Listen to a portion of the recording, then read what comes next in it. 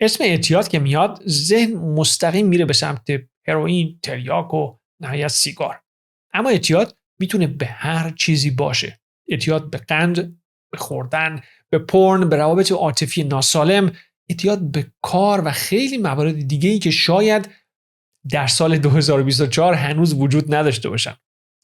باید راجع به اشتباهات رایج در ترک اعتیاد، استراتژی کلی ترک کردن و خیلی موارد دیگه یاد بگیریم.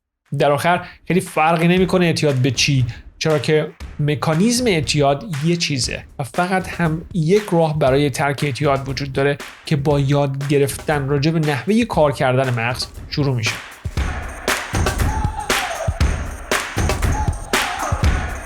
درود به همگی، به کلاس 101 خوش اومدید. فرشید جلیلیان هستم، یه مشاور منابع انسانی کنجکاو در زمینه تغذیه، ورزش و پیشرفت. امروز میخوام راجع به اعتیاد صحبت کنم. شکی نیست که انواع اعتیاد در جزئیات فرق میکنن، اما در کلیت همگی مثل هم هستن. برای اینکه بتونیم اعتیاد رو ترک کنیم، اول باید ببینیم این اعتیاد چی هست، چرا و چطور اصلا به وجود میاد. اعتیاد برمیگرده به قسمتی از مغز به اسم ریوارد سیستم. جلوی پیشونی هست و با ترشح دوپامین به خاطر فعالیت‌های مهمی که برای زنده موندن و تداوم نسل انسان حیاتی هست جایزه میده. نمونش خوردن، نوشیدن، رابطه جنسی و روابط اجتماعی. البته محدود به انسان نیست، خیلی از حیوانات همین سیستم رو دارند. حالا با این جایزه دادن این قسمت از مغز رفتارهای ما رو یه جورایی شکل میده. یه مثال میزنم، شاید بی ربط، شاید جالب. وقتی یه سگ رو میخوایم تربیت کنیم، زبون که نمیفهمه. هر موقع کار اشتباهی که میکنه، خب هیچ محلش نمیدیم. هر موقع کار خوبی کرد یا کارش درست بود، بهش یه جایزه میدیم و این جایزه هم معمولا خوراکی هست. پس سگ با اینکه زبون ما رو نمیفهمه، این رو میفهمه که اگر فعالیت الف رو انجام بدم هیچی گیرم نمیاد، اگر فعالیت بی رو انجام بدم خوراکی گیرم میاد. پس کاری میکنه که جایزه گیرش بیاد، چون خوشحال میشه. دوباره اون کار رو میکنه. هر نوع شیرین کاری میکنه که شما بهش جایزه بدید. بدن ما هم همینه. بدن ما هم همون سگ است، مغزمون همون انسان، که این دو مثل آدم با هم حرف نمیزنن. من و شما یه فعالیتی مثل خوردن یا سکس انجام میدیم، بعد این ذهن بهمون جایزه میده و چون جایزه میده دوست داریم، پس دوباره بیشتر و بیشتر انجام میدیم. حالا اگر این مثال بی، این فعالیت ها چیزای بدی نبودن، تنوع داشتن، مثل خوردن، غذای خوب، رابطه اجتماعی، کار و پیشرفت، خب درگیر یه مورد خاص نمیشیم، مشکلی هم نیست. چرا که برای تمام این فعالیت ها حس خوبی میگیریم، اما در زندگی هم یه جورایی پیشرفت میکنیم، ما رو به یه جایی میرسونن. دقیقاً همون اتفاقی میفته که این سیستم اصلا براش ساخته شده، یعنی طراحی شده، یا اگر اهل دین نیستید تکامل پیدا کرده که ما رو برای پیشرفت در زندگی یه جورایی هل بده. پس ترشح دوپامین هست که به ما جایزه میده. حالا اگر یه ماده شیمیایی بیاد و این فعالیت در مغز رو یه جورایی تحت تاثیر قرار بده، ما جایزه میگیریم، حس خوب میگیریم، ولی برای هیچی. یعنی برای فعالیت به درد بخوری حس خوب نگرفتیم. این فعالیت، همون کار اعتیادآور، به صورت کاملا مصنوعی میاد یه استاندارد جدید از سطح دوپامین یا همون حس خوب در ما ایجاد میکنه. سطح مصنوعی که انقدر بالاست که با هیچ فعالیت سالمی، همونایی که مثال زدم قبل، در قابل مقایسه نیست. در آخر فرد مواد مخدر رو به غذا هم ترجیح میده.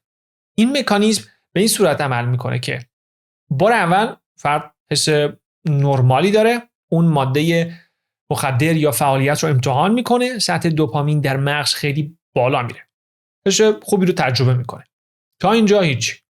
از اونجایی که فرد یه تجربه خب خیلی خوبی داشته، قاعدتاً سعی میکنه دوباره انجام بده دیگه، مثل داستان همون سگی که مثال زدم. جسارت نباشه البته.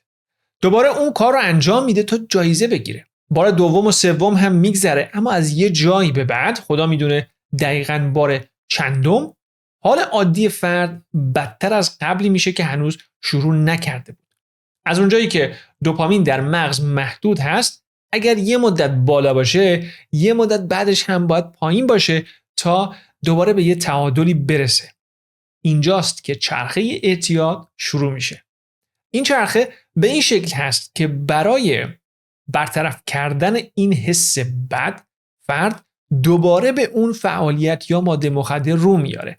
دیگه نه برای تجربه یه حس خوب، بلکه فقط و فقط برای فرار از اون حس بدی که در حالت عادی داره. دوباره بالا میره، حس خوبی رو تجربه میکنه، اما خیلی زود هم پایین میاد و مجددا حالش بدتر از قبل هست. یه دوره دیگه این چرخه همینطوری هی ادامه داره و فرد هر سری پایین تر از قبل میره، به عبارتی حس بدتر و بدتری رو تجربه میکنه. در آخر دیگه کنترلی روی اون فعالیت، رفتار یا مصرف نداره. اینقدر درگیرش هست که باید مدام انجام بده یا مصرف کنه. اینقدر درگیر که دیگه هیچ چیزی رو در نظر نمیگیره. خانواده، سلامت خودش، هیچ. قاعدتا این فرد نمیتونه تصمیمات درستی هم بگیره و در آخر به اصطلاح دودمان خودش و خانوادهش رو به باد میده. چیزی که همه چی رو بدتر میکنه برمیگرده به کاهش اثر یک ماده مخدر یا فعالیت اعتیادآور. این مورد خوبی هم هست برای اینکه بفهمید به یک فعالیت یا ماده اعتیاد دارید یا نه. برای اینکه بدن خودش رو در سطح نرمال یا هومیوستاسیس نگه داره، میاد اثر اون فعالیت رو کم میکنه. یعنی چی؟ یعنی اثر افزایش دوپامین برای یک فعالیت به مرور کم و کمتر میشه، اگر که خیلی بالا بره. به این معنی هست که حال خوبی که شما با یک نخ سیگار بار اول تجربه میکنید، بعد از یه مدت با یک پاکت تجربه میکنید. اگر در قمار کردن 1 تومن ببرید راضی میشید، بعد از یه مدت باید 10 تومن ببرید تا همون اندازه خوشحال بشید و راضی بشید. اگر یه پورن ساده حالتون رو خوب میکنه، بعد از مدتی باید 5 تا پورن عجیب و غریب ببینید تا اصلا روی حالتون اثر بذاره. اینجا دیگه فرد رسما معتاد به حساب میاد. نمیخوام خیلی روی بحث دوپامین باقی بمونم. این روند کار دوپامین رو در قسمت 16 خیلی مفصل‌تر با کلی مثال توضیح دادم. یه خورده قدیمیه ولی ببینید کاملا دستتون میاد. خب چی باعث حرکت به سمت اعتیاد میشه؟ سوای از داستان دوپامین و لذت، یه سری مسائل فرد رو به سمت اعتیاد هل میدن. یعنی فرد میدونه اعتیاد بده، میدونه اون فعالیت بده، اما یه حس‌هایی هلش میدن به سمت اعتیاد یا به سمت انجام اون فعالیت. چرا؟ خب چون همگی واقعا حال میدن دیگه. دروغ چرا؟ ولی خب جدای از شوخی، در کل هدف فرار از یک حس بد هست. فرد دنبال لذت زیاد با تحریک کردن دوپامین میره تا از یه حس بد فرار کنه. برای مثال در مورد الکل، معمولا فرد دنبال فرار از استرس هست. میخواد فکرهای توی سرش رو خاموش کرده و به یه آرامش نسبی برسه. حالا یا استرس کلی زندگی یا برای مثال استرس صحبت کردن با جنس مخالف. الکل میاد این حس بد رو سرکوب میکنه، ما رو آروم میکنه و خیلی دیگه به اون موضوع اهمیت نمیدیم. غالبا نه اینکه اون حس برطرف بشه، فقط دیگه به چشم نمیاد. بریم سراغ یه موضوع دیگه، پورن و خودارضایی. این فعالیت ها میان فرد رو از حس تنهایی در میارن. زمانی که شخص رسما حوصله‌اش سر رفته، میخواد فقط یه حسی رو تجربه بکنه و چه چیزی در دسترس‌تر از پورن. توی یه موردی مثل قمار هم همینطور. این فعالیت با دادن یه لذت زیاد در یک لحظه کوتاه به شخصی که حوصله‌اش سر رفته یه حس خوب میده. و هر مثال دیگه‌ای هم بخوایم بزنیم همین هست. فرار از یک حس بد یا شرایط ناخوشایند به حس و شرایط بهتر. این یکی رو هم بدونید بد نیست. مغز انسان تا حدود 25-27 سالگی همچنان در حال رشد است. مخصوصاً پریفرانتال کورتکس، در اصل همون جلوی پیشونی و ریوارد سیستمی که دوپامین درش نقش داره. در صورتی که فرد در سنین پایین با فعالیت یا ماده مخدری آشنا بشه، این قسمت از مغز خیلی بیشتر آسیب میبینه و احتمال اعتیاد خیلی بیشتر و بیشتر میشه. جالب بدونید حدود 50% افراد الکلی برای بار اول قبل از 16 سالگی شروع به مصرف الکل کردند، زمانی که مغزشون هیچ ایده‌ای نداشته این چی هست اصلا. در زمینه اعتیاد به پورن نزدیک به 70% افرادی که شدیداً درگیر پورن هستن اولین بار زمانی با پورن آشنا شدن که حتی به سن بلوغ هم نرسیده بودن و اصلا نمیدونستن چی به چی هست و چه اتفاقی داره میفته. عموم مواقع نه در الکل بحث خوشگذرونی هست، نه در پورن بحث نیاز جنسی. عموم مواقع فقط برای فرار از یک حس دیگه است، یه حس بد که به مغز در حال رشد آسیب میزنه. آسیب یه بحث، اما یادگیری هم یه بحث دیگه است. فرد در سنین پایین یاد میگیره که با الکل حال خودش رو خوب کنه یا ذهنش رو آروم کنه یا هرچی. این از اون جزئیاتی هست که میتونه مقداری بین اعتیادهای مختلف متفاوت باشه، یعنی از چه حسی داریم فرار میکنیم. اما در کل اگر این مکانیزم ها رو متوجه بشیم میتونیم به اون حس بد خودمون آگاه شده و احتمال وقوع اعتیاد رو کاهش بدیم. وقوع اعتیاد نه، بهتر بگم احتمال حرکت به سمت یک فعالیت یا ماده اعتیاد آور رو کاهش بدیم. ترکیب حس‌های بد که فرد رو به سمت یک فعالیت یا ماده اعتیاد آور هول میده و بحث یادگیری ذهن میتونه شدیداً شخص رو از سنین پایین مستعد اعتیاد بکنه.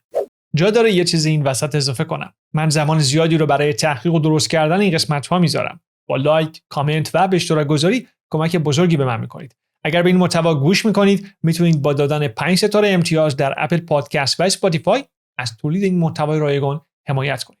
پیشاپیش ممنونم. برگردیم به موضوع اصلی. بریم سراغ استراتژی کلی برای ترک هر نوع اعتیادی. تا اینجا حتما یاد گرفتید که اعتیاد در اثر نیاز ما آدمیزاد به دوپامین میاد. نیازی که کاملا ذاتی در تک تک ما وجود داره. خیلی ساده بگم واقعا. یا باید این نیاز رو با 4 مورد طبیعی و به درد بخور تامین کرد یا باید رفت سمت مواد و غیره. با این که میشه حسابی روی ترک یک فعالیت اعتیادآور تاکید کرد، اما در بهترین حالت حتی اگر ترک هم بشه یک خلأ بزرگ در زندگی فرد به وجود میاد. جای خالیش هست که در آخر ممکنه باز با یه نوع فعالیت اعتیادآور دیگه پر بشه. راه ایدئال اما اینه که رفت سراغ اون فعالیت هایی که دوپامین ما رو تأمین کنن اما ضرری هم نداشته باشن. اول قسمت گفتم، بازم لیست میکنم، پیشرفت در هر زمینه‌ای، خوردن یه غذای سالم، ورزش کردن و قوی‌تر شدن، داشتن رابطه جنسی و عاطفی سالم، داشتن رابطه اجتماعی سالم، موفقیت و پیدا کردن اعتماد به نفس در هر زمینه‌ای. تمام این موارد نیاز ما به دوپامین رو به سالم ترین شکل ممکن تأمین میکنه و در آخر خیلی دیگه نیازی به اون فعالیت یا ماده مخدر حس نمیشه. این از نظر دوپامین. یه جور دیگه هم میشه بهش نگاه کرد و اون این که اعتیاد به هر شکلش یه جور عادت هست. عادتی که برای کنار اومدن با حسهای بد دنبال میکنیم. باید بدونیم که عادت چیزی نیست که ذهن فراموش کنه. وقتی یاد گرفت دیگه هست تا ابد. مثلا دوچرخه سواری که یاد گرفتید 20 سالم بگذره دیگه یادتون نمیره. دوباره که سوار شدید شاید طول بکشه تا راه بیفتید، اما همون سیستم هست که بود. برگردیم به اعتیاد. وقتی ذهن یاد گرفت که برای رفع یه حس بد بره دنبال یه فعالیت خاص، دیگه یاد گرفته. تموم شد رفت. اینو نمیگم که هیچ راهی نیست برای ترک. برعکس، وقتی اینو بدونید دیگه نمیرید دنبال ترک اون عادت یا فراموش کردنش. فراموش نمیشه. شدنی نیست. به جاش باید یه عادت جدید درست کرد. باید ذهن رو دوباره آموزش داد که این حس بد رو با این فعالیت سالم یه جورایی خوب کن. وقتی میخواین یه چیزی رو از دست یه بچه بگیرید، یه دفعه از دستش نمیگیرید که شروع میکنه گریه کردن. به جاش میان چیکار میکنیم؟ میان یه اسباب بازی جدید میدید دستش تا اون یکی رو بیخیال بشه. همین داستان برای ترک عادت بد یا اعتیاد هم هست. 2 تا عادت خوب درست بکنید تا 2 تا عادت بد یواش یواش کنار بره. امتحان کنید اگر درگیر اعتیاد به هر شکلش هستید، تمرکز رو از روی اون فعالیت یا ماده بردارید. دنبال یه عادت سالم جدید برید حالا هر چیزی، ولی نیاز دوپامین رو بدون جواب نذارید. با عادت‌های مفید و اساسی در زندگی رفعش کنید. شک ندارم وضعتون بهتر میشه. اگر بهتر شد بیاین کامنت بذارید که به بقیه امیدی هم بدید. آدمیزاد به امید زنده است. یه نکته راجع به شدت اعتیادآور بودن یک ماده یا فعالیت که در آخر یه جورایی مشخص میکنه ترکش چقدر راحت یا سخت باشه. و اون برمیگرده به میزان در دسترس بودن. اگر ماده مخدری خیلی کمیاب بود و به این راحتی گیرتون نیامد، مصرفش هم سخت‌تر شده و در آخر احتمال اعتیاد بهش یا برگشتن بهش کمتر و کمتر میشه. از این نظر بدترین نوع اعتیاد در کشورهای غربی الکل بوده و در همه کشورها پورن. الکل که خیلی راحت میشه خرید بدون هیچ دردسری و راجع به یه چیزی مثل پورن در کسری از ثانیه در دسترس هست بدون هیچ هزینه‌ای. اینه که ترک اعتیاد به الکل و پورن میتونه خیلی سخت‌تر از اعتیاد به انواع مواد مخدر خاص باشه. البته بستگی داره کجای دنیا زندگی کنید. بعضی جا تریاک راحت‌تر از الکل گیر میاد. این هم هست. یه نکته راجع به شکست اعتیاد. یکی از بزرگترین اشتباهات در ترک اعتیاد استفاده از کلمه شکست دادن اعتیاد هست. انگار که یه شخص یا بازی هست که می‌جنگیم باهاش، در آخر شکستش میدیم و تموم میشه دیگه خیال راحت میریم سراغ زندگیمون، چرا که اون آدم بد قصه یا بازی یعنی اعتیاد رو شکست دادیم. اصلا همچین چیزی نیست و دقیقاً این طرز تفکر باعث میشه که افراد مدام به دام اون اعتیاد برگردن. وقتی این طرز تفکر رو داشته باشیم، بعد از 1 سال 2 سال یا جشن هر چند وقته ترک اعتیاد فکر میکنیم اعتیاد رو شکست دادیم، پس شل میکنیم یعنی به خودمون میگیم من دیگه معتاد نیستم، بذار راحت باشم امشب، یه خورده الکل اشکال نداره، یه خورده سیگار ضرر نداره، یه خورده پورن کاری نمیکنه و غیره. یک هفته بعد میبینید با همین طرز تفکر طرف دوباره کاملا شروع کرده و به مصرف شدید رفته. همونطوری که قبلتر گفتم، وقتی ذهن یه چیزی رو یاد گرفت تا آخر عمر باقی میمونه، پاک نمیشه. پس این ترک اعتیاد رو نباید یه پروژه موقت دید، بلکه یه جنگ بی پایان. شاید اولش ترسناک باشه که بفهمیم تا آخر عمر قراره باهاش درگیر باشیم، ولی خب حقیقتی هست که باید پذیرفت و هر موقع قبولش کردید دیگه خیالتون راحت تر میشه و میرید سراغ اون استراتژی کلی که گفتم. یکی از رایج‌ترین اشتباهات جابجایی بین انواع مختلف اعتیاد هست. فرد از اعتیاد به سیگار میره سراغ اعتیاد به قند و شیرینی، از اعتیاد به مواد مخدر میره سراغ الکل، از اعتیاد به پورن میره به گل، از سیگار به قلیون، از قلیون به ویپ. وقتی شخصی در حال ترک یک ماده مخدر هست، بدترین کاری که شما عزیز نزدیک بهش میتونید بکنید اینه که تشویقش کنید برای ترک مواد مخدر، اما از اون طرف مثلا بهش الکل تعارف کنید. تشویقش کنید برای ترک سیگار ولی بهش گل تعارف کنید. در آخر اون فرد از نظر ذهنی مستعد اعتیاد هست، با اینکه شاید اونم یه شاید بزرگ یکی از اون یکی یه مقدار بهتر باشه، در آخر همگی باعث اعتیاد فرد شده، باعث نابودی زندگیش و خانواده‌اش میشن. حالا اگر زندگیش هم نابود نشه، حداقلش این هست که به نهایت پتانسیلش در زندگی نمیرسه. اینجا باز به همون استراتژی ترک کلی برمیگردیم که گفتم باید با 2 تا عادت خوب یه اعتیاد رو جایگزین کرد، نه با یه اعتیاد دیگه. خلاصه کنم این قسمت رو. اعتیاد به هر شکلش هم برای خود فرد هم برای عزیزانش دردناک است. این درد برای بعضی از اعتیادها خیلی واضح هست و به چشم میاد، مواد مخدر نمونش. اما برخی اعتیادها نه. اونهایی که به چشم نمیاد دقیقاً همون اعتیادهای خطرناکی هستند که راجبشون به اندازه کافی صحبت نمیشه و تا جای ممکن باید اطلاع رسانی کرد. اگر شخصی رو میشناسید که مستعد هر نوع اعتیاد هست، حتما این ویدیو رو براشون بفرستید. یا اگر نوجوانی دارید شاید خیلی گوش نکنه، منم خیلی حرف گوش کن نبودم، اما همین که اطلاعات داشته باشه یه جایی توی زندگی 2000 میفته.